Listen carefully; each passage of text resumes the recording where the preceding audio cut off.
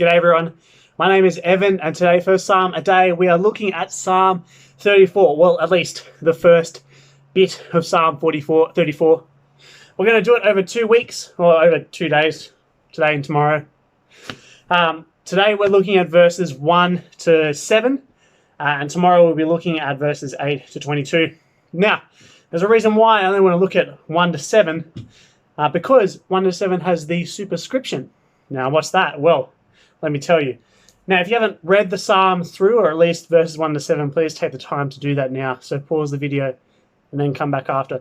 Sorry, I'm a bit out of breath. I've just been playing with my dog. Okay. So, what I want to do with this psalm is actually look at it as a case study. And the case study is what we do with superscriptions. Now, what I just said was unhelpful. So let's actually look at it, right? So the superscription says this. It says, of David, when he pretended to be insane before Abimelech, who drove him away, and then he left. So the superscription is actually part of the text. It's not like another part. It's not like, sorry, your Bibles might have a, hey, go do that somewhere else. It's not like how your Bibles may have a heading at the beginning of a chapter where, so for example, in my NIV Bible, in 2 Kings 25, it says the fall of Jerusalem. That's not part of the original text, and it's added in by the NIV translators. But the superscription at the beginning of verse 34, in fact, the superscription at the beginning of all the Psalms, which have superscriptions, the Psalms which aren't called them, sadly, are called orphan Psalms. But the superscriptions are a part of the original text, and so they should be read when we're looking at the text. But I know that perhaps you might be saying to yourself, but I've never heard a sermon given on the superscription of a psalm. Well, and here is the reason why. The psalms themselves are made and are written here to be general and broad prayers which anyone can pray.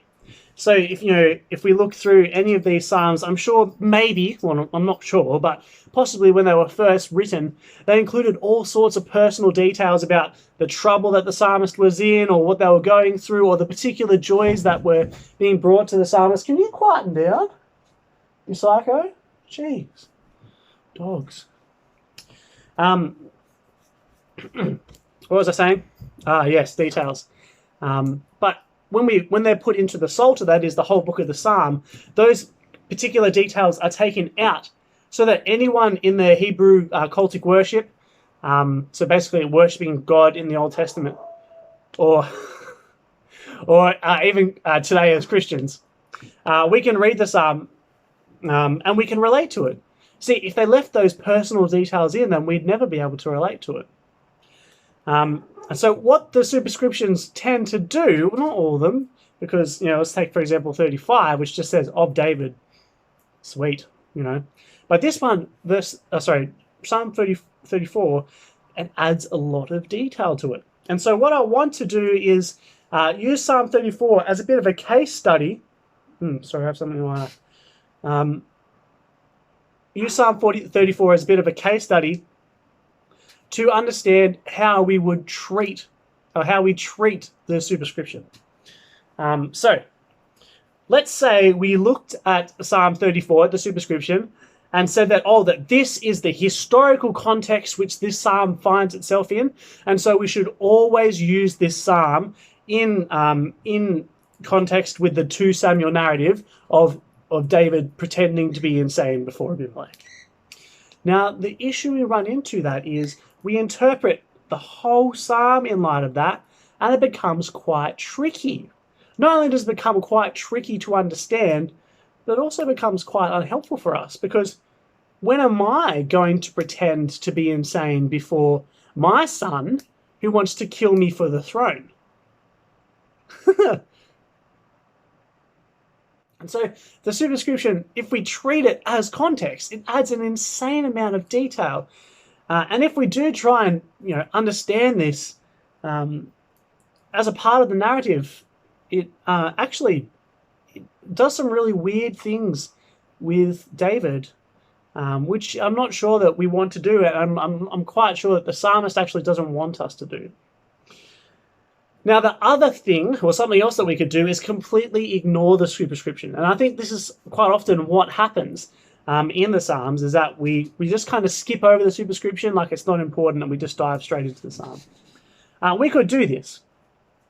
But to be honest, I think we lose some of the character of the Psalm, some of the motivation for the reason why the Psalm is said. Hey, buddy. Yeah, I'll play with you in a minute.